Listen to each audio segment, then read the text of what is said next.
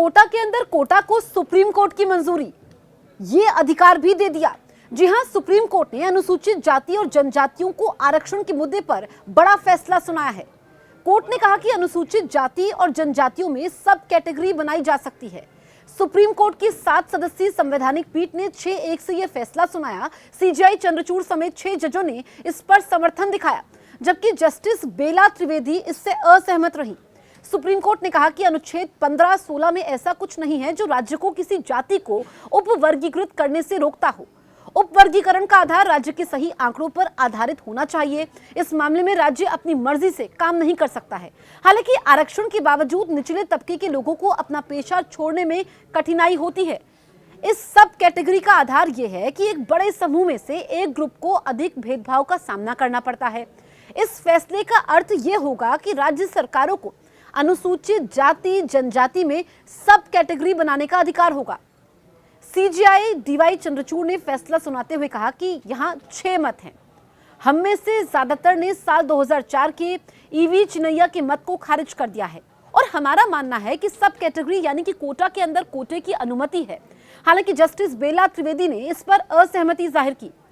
आदेश सुनाते हुए chief justice of India ने कहा, SC/ST वर्ग के लोग अक्सर व्यवस्थागत भेदभाव के कारण आगे नहीं बढ़ पाते हैं। एक वर्ग जिस संघर्ष का सामना करता है वो निचले ग्रेड में मिलने वाले प्रतिनिधित्व से खत्म नहीं हो जाता है। 7 जजों वाली इस संवैधानिक पीठ में शामिल जस्टिस BR गवई ने सामाजिक लोकतंत्र की आवश्यकता पर दिए गए BR अम्बेडकर के भाषण का हवाला दिया। जस्टिस गवई ने कहा कि पिछड़े समुदायों को प्राथमिकता देना राज्य का कर्तव्य है। अनुसूचित जाति, अनुसूचित जनजाति वर्ग के केवल कुछ लोग ही आरक्षण का फायदा उठा रहे हैं। इसके साथ ही उन्होंने कहा कि जमीनी हकीकत से इनकार नहीं किया जा सकता है। SC/ST के भीतर ऐसी श्रेणियां भी हैं जिन्हें सदियों से उत्पीड़न का सामना करना पड़ रहा है। उपवर्गीकरण का आधार यह है कि एक बड़े समूह में से एक ग्रुप को अधिक भेदभाव का सामना करना पड़ता है। सुप्रीम कोर्ट के इस फैसले ने साल 2004 में दिए गए 5 जजों के फैसले को पलट दिया है।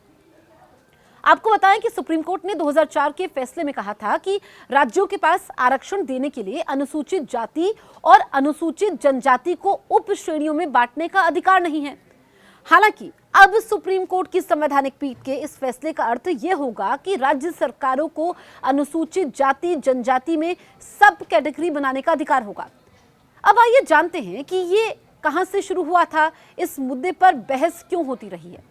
पंजाब के एक मामले को ले लें तो पंजाब सरकार साल 2006 में एक कानून लाई।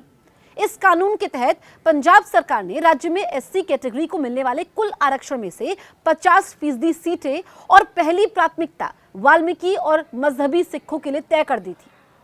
इसका मतलब यह हुआ था कि राज्य में SC समुदाय के लिए 25% आरक्षण में से 50% सीटें वाल्मीकि और मजहबी समुदाय के लिए आरक्षित हो गई। साल 2010 की अगर हम बात करें तो हाईकोर्ट ने इसे गलत मानते हुए रद्द कर दिया था। इसके खिलाफ पंजाब सरकार ने सुप्रीम कोर्ट का रुख किया था। आज अपने फैसले में सुप्रीम कोर्ट ने पंजाब सरकार के रुख को वैध ठहराया है। आप हमें बताइए कि आपको हमारे वीडियोस कैसे लगते हैं, लेकिन अभी तक अगर आपने हमारे YouTube चैनल को सब्सक्राइब नहीं किया है तो तुरंत सब्सक्राइब करें।